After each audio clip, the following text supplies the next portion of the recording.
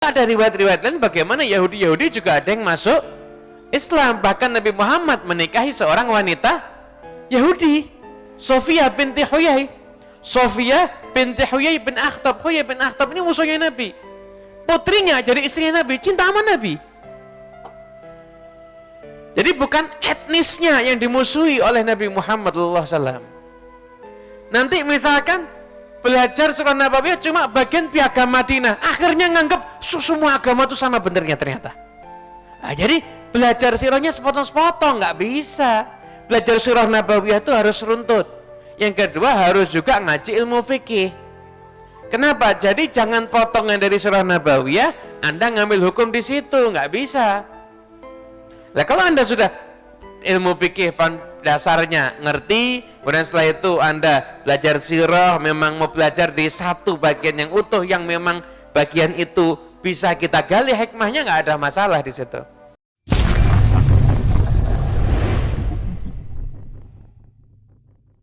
Hijrah itu bukan satu kedudukan yang rendah, ini satu kedudukan yang luar biasa. Mereka tuh meninggalkan semua kesenangan itu adalah demi untuk ikut perintah Allah dan demi untuk bersama dengan Rasulullah Shallallahu Alaihi Wasallam. Nah, peristiwa hijrah itu memang kita kan sekarang ini bulan Muharram, kita memperingati peristiwa tahun baru Hijriyah. Alhamdulillah kita ini tinggal di negara yang ngajak kita cinta sama Nabi Muhammad. Kita ini diajak mengenang Nabi itu terus. Tahun baru Hijriyah kita mengenang hijrahnya Rasulullah Sallallahu Alaihi Wasallam. Berapa bulan lagi Maulid Nabi. Nah, kita mengenang kelahirannya Nabi Muhammad Sallallahu Alaihi Wasallam. Nanti Isra Mi'raj kita mengenang Isra dan Mi'rajnya Rasulullah Sallallahu Alaihi Wasallam. Nuzulul Quran kita mengenang bagaimana Nabi Muhammad menerima wahyu. Jadi kita ini diajak ingat terus dengan Rasulullah Sallallahu Alaihi Wasallam. Ini negara yang enak ini, masya Allah. Diajak kita ini kenal sama Nabi terus, diajak kita ini semakin cinta dengan Rasulullah Sallallahu Alaihi Wasallam. Nah, kaum muhajirin itu berkorban semuanya untuk Nabi Muhammad SAW. Dan kaum Ansar yang ngasih nama Nabi, yang ngasih nama Allah Taala di Al-Quran, Ansar, para penolong agama Allah, penolong Rasulullah, penolong saudara-saudaranya muhajirin.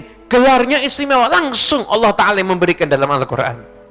Sehingga nama muhajirin dan nama Ansar itu bukan karangan atau bukan satu pencitraan, enggak, tapi itu adalah nama yang langsung diberikan oleh Rabbul Alamin kepada dua kelompok istimewa yang ceritanya tidak akan ada habisnya kalau kita bahas, yaitu kaum muhajirin dan juga kaum Ansar.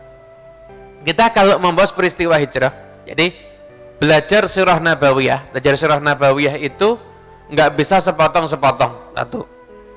Ini berarti sebelum kita ngaji surah Nabawiyah ada beberapa poin penting. Belajar surah Nabawiyah itu nggak bisa sepotong-sepotong. Satu. Yang kedua, harus juga Anda belajar ilmu fikih. Nah, jangan potongan dari surah Nabawiyah kemudian Anda ambil hukum di situ, nanti ngawur jadinya.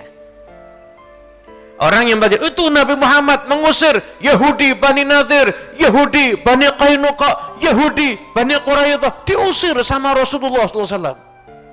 Akhirnya nganggap setiap Yahudi berarti musuhnya Islam, repot nanti. Padahal ada riwayat-riwayat lain bagaimana Yahudi juga ada yang masuk Islam. Bahkan Nabi Muhammad menikahi seorang wanita Yahudi, Sofia binti Huyai. Sofia binti Huyai bin Akhtab. Huyai bin Akhtab ini musuhnya Nabi. Putrinya jadi istrinya Nabi, cinta sama Nabi. Jadi bukan etnisnya yang dimusuhi oleh Nabi Muhammad SAW. Nanti misalkan belajar surah Nabawiyah cuma bagian piagam Madinah, akhirnya nganggap semua agama itu sama benernya ternyata. Nah, jadi belajar sirahnya sepotong-sepotong, nggak bisa. Belajar surah Nabawiyah itu harus runtut. Yang kedua harus juga ngaji ilmu fikih. Kenapa? Jadi jangan potongan dari surah Nabawiyah Anda ngambil hukum di situ, nggak bisa. Nah, kalau Anda sudah ilmu fikih dasarnya ngerti, kemudian setelah itu Anda belajar sirah, memang mau belajar di satu bagian yang utuh, yang memang bagian itu bisa kita gali hikmahnya, nggak ada masalah di situ. Hijrah itu kisahnya panjang. Anda kalau membahas hijrah, ada harus membahas tentang Bai'atul Aqabah dulu. Karena nggak akan ada hijrah kalau nggak ada Bai'atul Aqabah. Setelah itu, bagaimana Nabi Muhammad SAW mempersiapkan kota Madinah sebelum beliau ke sana. Ya, sebelum Nabi itu hijrah ke sana, Nabi sudah mengirim juru dakwah. Juru dakwah pertama kali yang dikirim oleh Rasulullah bernama Mus'ab bin Umair.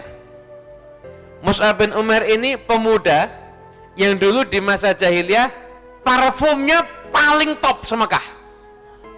Ini beliau kalau lewat, itu orang tahu, Mus'ab barusan lewat nih, parfumnya paling hebat.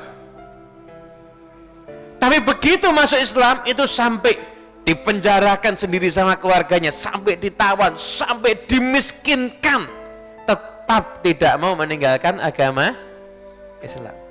Tetap nggak mau meninggalkan agama Islam. Ini Mus'ab bin Umair.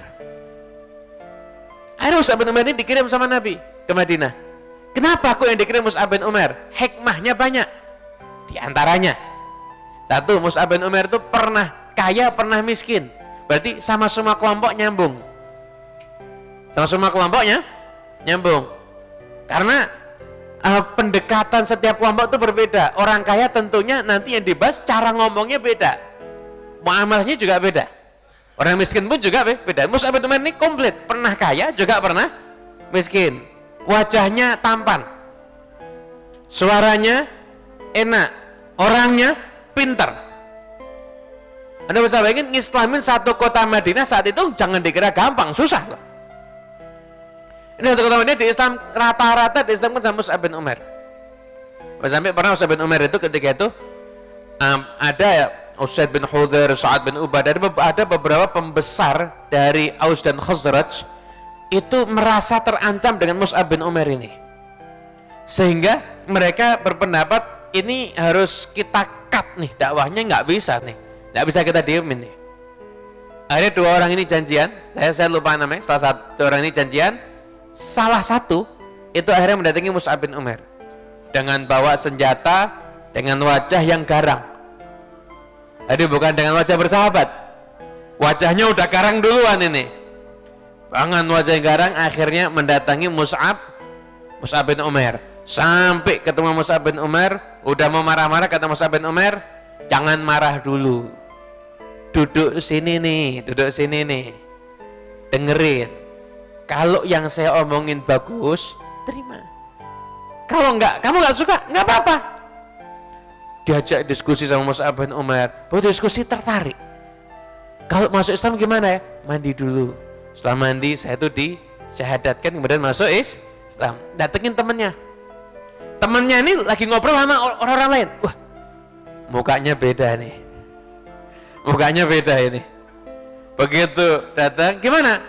Ini kita jangan berpikir negatif dulu. Bener kan mukanya beda? Dia udah ikut sama orang yang baru itu, udah nggak sama lagi dengan kita. Akhirnya kamu dengerin dulu. Akhirnya gini, sama masuk Islam. Akhirnya satu suku itu semua masuk Islam. Itu setahun seperti itu. Jadi Anda bisa bayangin sampai-sampai anak-anak kecil ada di Madinah, itu ketika Nabi SAW itu datang ke kota Madinah, mereka keluar nyambut. Anda bisa bayangin bagaimana Mus'ab bin Umair bisa menjadikan mereka itu cinta dengan Rasulullah SAW. Keluar nyambut. Ketika mereka nyambut Nabi dengan rebana, pertanyaannya Nabi apa? Atau Habib Nani, kamu cinta nggak dengan aku? Di sama para ulama pertanyaan Nabi ini dibahas. Kok Nabi nggak nanyain mereka apal berapa ayat Qurannya? Nabi nggak nanyain mereka sholatnya gimana? Nabi nggak nanyain macem-macem. Tapi yang Nabi tanyakan apa? Cinta nggak dengan aku? Maka anak itu jawab, cinta ya Rasulullah. Kata Nabi apa? Hanya Allah yang mengetahui besarnya cintaku kepada kalian. Jadi Nabi masuk ke kota Madinah nggak bahas macam-macam, yang dibahas pertama kali cinta nggak dengan Rasulullah SAW. Coba tanyain anak kita cinta nggak sama Nabi? Jangan-jangan anak kita cerita superhero lancar, cerita Nabi nggak ngerti nanti dia. Kenapa? Orang tua nggak pernah ngajarin. Itu anak-anak Ansor yang Islamnya, pengetahuan Islamnya baru kecil aja, mereka bisa mendidik anak-anaknya untuk cinta dengan Rasulullah SAW.